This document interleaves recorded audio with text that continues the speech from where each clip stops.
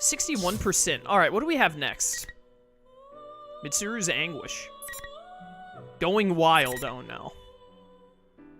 Don't like best girl being in anguish. Let's do, this is Aigis and the stupid bear, so let's do this, and then depending on how long this takes, and how much percent complete we have done after, we might wrap up for today at a 3-hour stream, and that should leave us enough for a 3, maybe 4-hour stream on Wednesday to finish the game. We'll see what happens after this chapter 8, and how long it lasts. I'm hoping it's not very long, because it involves Teddy. I'm worried about Yuki-chan and Rise-chan. Hang in there, ladies. I'll come get you in no time. Still, this hallway has been going on forever. If this continues, we will be unable to make any progress. My lengthy time bound to the cross resulted in a serious drain of my energy reserves. My condition has deteriorated to the point where even normal maneuvers will be difficult. If we were to face another Shadow, I might be at a severe disadvantage. On top of that, the young man named Sho displayed godlike abilities. Yeah, he's cheating. He's a hacker. My sister and the others are in pursuit of a target with the power to freeze everyone present. I can't help but worry about them. I feel my heart sinking as these thoughts arise in my head. Teddy walks along with me, peering into each of the classrooms as we pass them. Perhaps his increased chattiness since we left the others is an attempt to lighten my spirits. Aww. Just thinking that danger is closing in on those innocent ladies even as we speak is making my fur fall out. I'll be positively bare. Your fur is falling out. Perhaps it is merely your shedding season. Oh no, that's how Azula's gonna track us. No. I'm extremely sensitive, and I lose fur when I'm stressed. That's a Sam Riegel, dude. Just the other day, Kanji lured me into a trap with some ice cream. He then kept nuzzling me over and over, and I ended up with a big old bald spot on my head. It was terrible. Dude, I just imagine Kanji, like, hiding in a bush on the street, and he's holding a string, right? And then, like, around the corner, he's, like, looking over the corner, and there's, like, a cardboard box held up by a stick, and it's got, ice cream, you said? Yeah, it's got, like, some ice cream pops under the box, and he's just watching, like, come on, Ted. Come on, Ted. And then Teddy walks under the box, and he, like, traps him like a rabbit. I see. Kanji-san's extreme expression of love puts stress upon your fur. I will add that to my data file on you. By the way, are you tired at all, Ai-chan? If you do feel a little logy, feel free to snuggle up against me whenever you like. The heck does logie mean? What? I've never heard that word. No, I'm more concerned for the others in town. No, completely ignored. But I'm sure they'll be okay. My friends are really strong, you know. You trust them, don't you? Of course. You believe in Michan and the others too, don't you? Yes, I do. They're all precious to me. We're the same after all. You're sparkling too. Sparkling? I love everyone who's nice to me. And the world where everyone that I love lives in really sparkles. And I want to protect that sparkle and help everyone out. Teddy's large eyes are guileless and honest when he speaks of his friends. I am an anti-shadow weapon, and yet Teddy's presence is similar to those of the shadows that I have been exterminating. Does that have any importance? Thinking about someone else strengthens your own powers. We know of that phenomenon. So why doesn't that Minazuki guy get that? Does he not see the sparkling? Teddy then declares that it's up to him to become Minazuki's friend. Eventually, we come to a door next to a sign reading Music Room. Teddy sniffs for some time as if searching the room, then sneezes loudly. Achoo! Ugh. We can't get to the exit unless we go through here. By the way, won't you take a little break here? You still seem exhausted, and I'm worried about you. Teddy looks at me with worry while he suggests that. We should have descended quite a bit by now, but there's still no sign of the exit. There's no time to hesitate, but most of all, I can't let myself become a burden either. Thank you. You're truly kind. Of course I am. It's basic bear etiquette. Teddy puffs out his chest with pride as he puts his hand on the music room door. We're barreling in! Excuse us! There is nothing of note in the room but a grand piano. I'm about to suggest that we take a short break here, but a warning alerting me of an approaching shadow appears in my vision.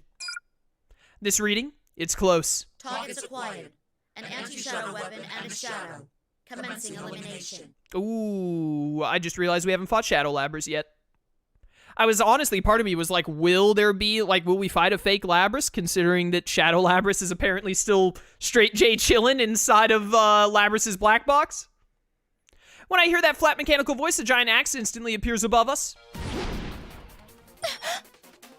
In a flash, I realize that we are being ambushed, but my body is too exhausted to move like I want it to. It's gonna hit me. If I take any more severe damage, I'll be destroyed. Hi, John! Please tell me he died. Teddy shoves me away and I tumble to the floor. The fog and dust stirred up from the impact begin to settle, and I see the giant blade embedded into the floor right where I had been standing. Teddy had been hit by the attack meant for me, and now he's lying motionless on the ground. Yes! The evil has been defeated! Man, you're weak.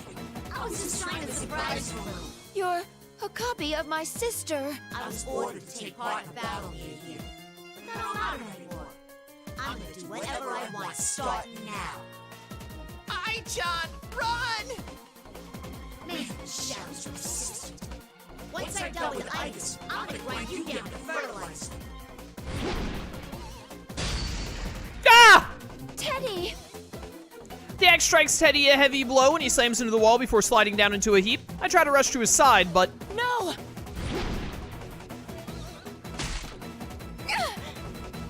I wasn't careful enough.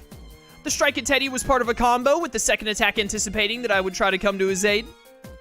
Though I was able to avoid a direct hit, the tip of the axe catches my leg with a dreadful noise. I stand up and prepare to dodge any further attacks, but the hit I just took has been enough to damage my leg. It won't support my weight and I fall to my knees. My frame's been cracked. The copy of my sister smirks confidently and slowly approaches me. It seems to know that I'm incapable of moving with any agility now. Right then, I notice that the red pillars have appeared in the corners of the room, trapping us. There's no way to escape. I was trying to hurt you, you know? I knew you were weak in Aigis. It's so easy. Just target the weakest one, and the numbers will drop on their own. These bonds are pretty useful. It knew I was weakened after all. I realize that I'm in severe danger right now. Soon there will be no way to prevent it from claiming Teddy and me as its victims. I would hate to lose Aigis. I've started to like Aigis more after watching The Answer recently, and also from Persona 4 Arena in general. And Labrys existing has honestly made me like Aigis a little bit more as well, just Labrys' existence as her sister. But I'm here to tell you, it's a sacrifice I might be willing to make if it gets rid of Teddy forever. Up until now, I'd witnessed how my sister Shadow and how my sister herself fought when her heart had been disabled. That's when I thought I had understood how to deal with this fake version of her too. That's why I thought yada yada. He watched Answer. Wolfen, I've been talking about it in Discord and I tweeted about it, my dude. What are you doing? What are you doing, Wolfen? You gotta keep up with the Discord, my man.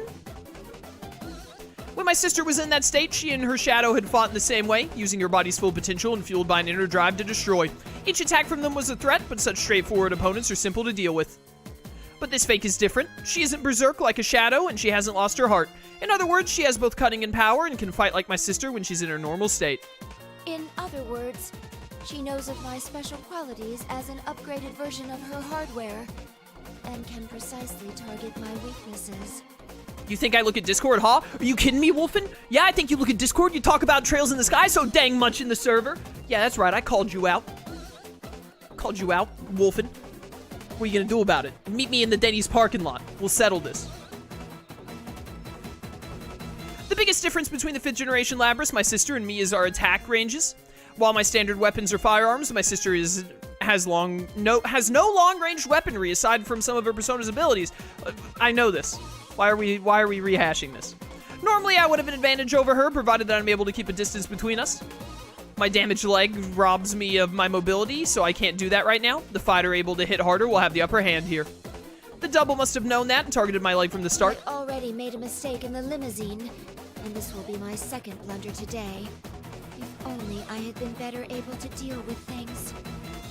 My regrets spill from my mouth as the axe in the Shadow's hands rises higher and higher.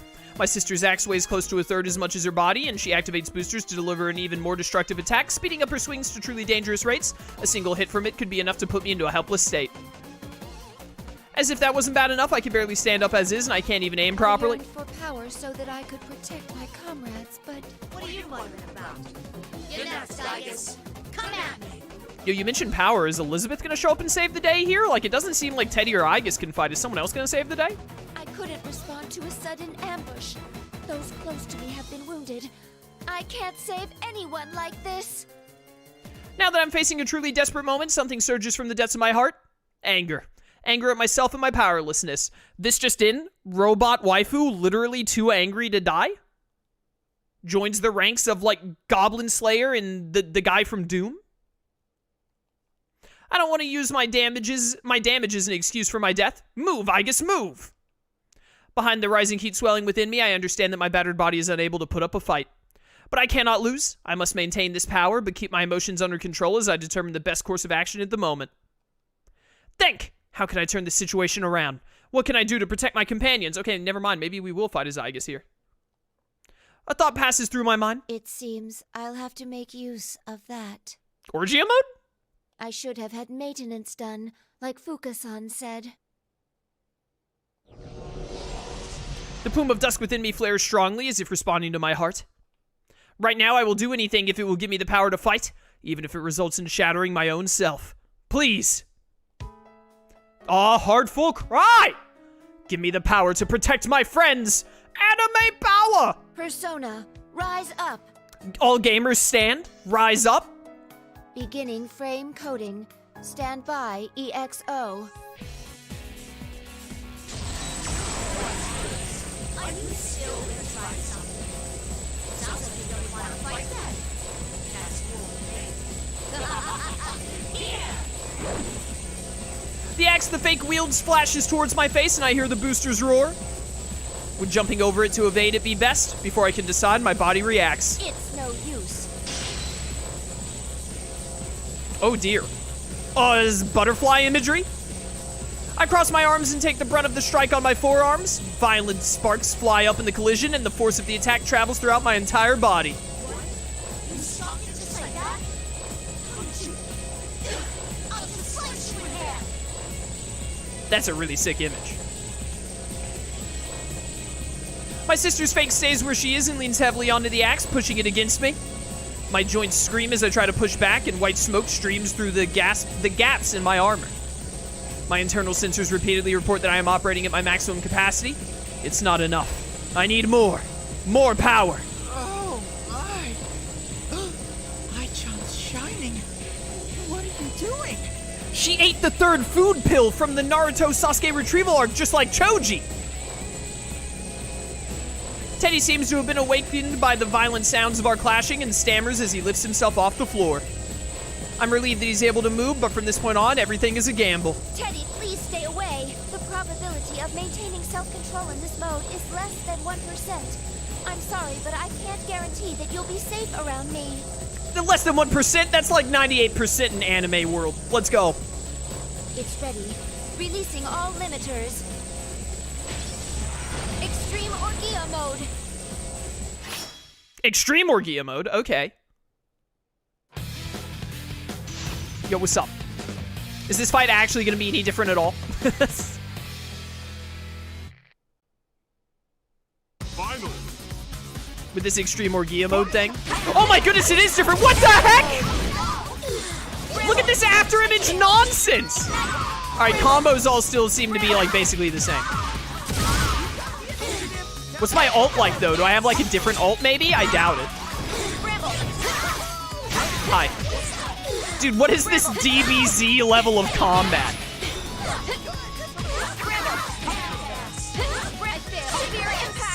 Ow.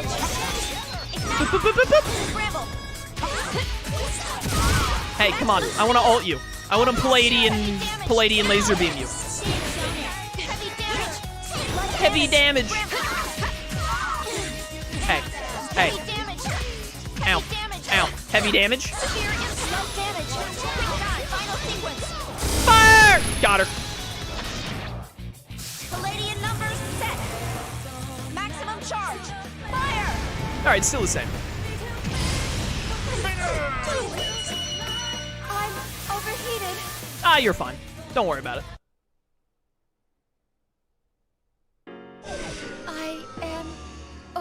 exciting. It was truly only coincidence that I'm still alive after releasing all the power of my Plume of Dusk, but applying my Persona's materialization sequence to reinforce my body's skeletal system and armor plating allowed me to endure a far stronger load than my components could normally handle. I suppose it truly is extreme Orgia mode.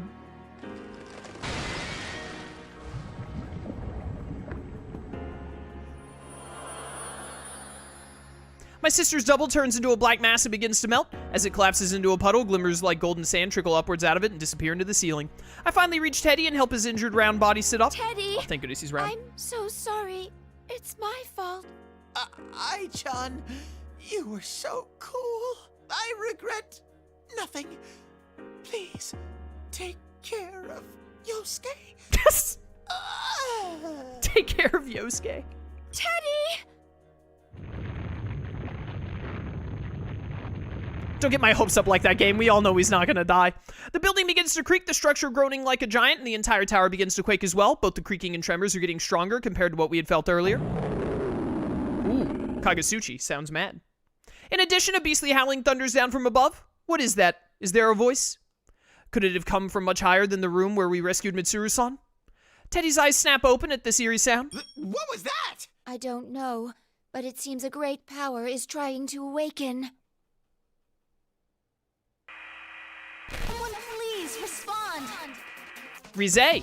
Just then, a desperate plea cluttered by interference speaks out in my mind. That voice is Rize Kuchikawa's. It's difficult to hear due to the interference, but there's no mistaking it. The communication seems to be coming from quite a distance outside of this building. Rise-chan, you're okay. Oh, I'm so glad. Teddy? Teddy, is that you? Where are you right now? Are you hurt? I'm in the tower that appeared at school. I'm with Ai-chan, so I'm okay. I think. Ai-chan? You mean Aigis-san? Aigis-san, please listen. There's a ton of red fog swirling around the top of that tower right now.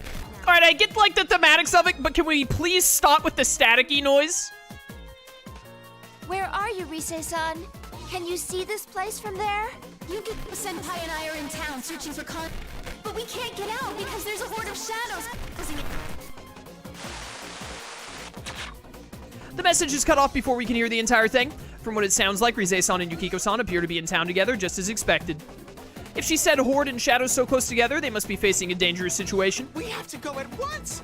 Rise-chan, we're coming for you. Ow, ow, ow, ow. Please wait, Teddy.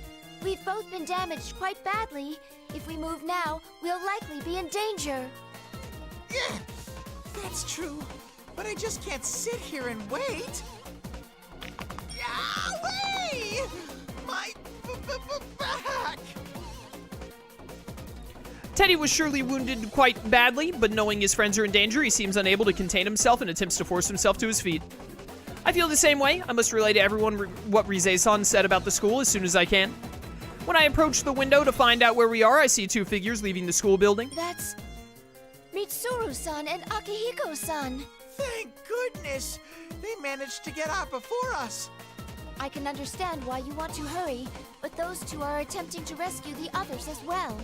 Let's proceed with caution so that we can meet up with them quickly. Mysteriously, I can still move as well. Even though my frame has reached the very limits of its operational tolerances and my joints creak ominously, the sheer strength of my emotion to save my friends forces my body into action. If Teddy and I feel the same way, I'm sure we can keep moving. Got it! Ow! Anyway, let's move.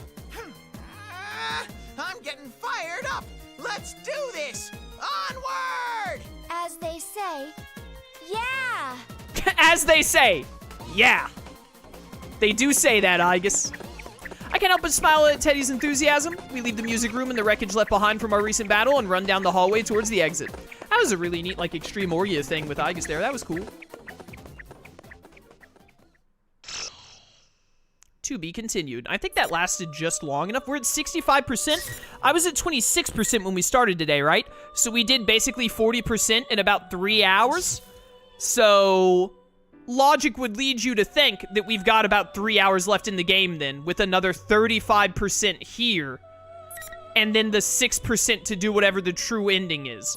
So with that in mind, I definitely can't go for another 3 hours today, so I think I'm gonna wrap up here for today, and then we'll go for about 3-ish hours on Wednesday and finish the game. On Wednesday, we'll just play until we're done. We probably got anywhere from like 2.5 to 4 hours left in the game, something like that. So I think I'm gonna wrap up. Here for today.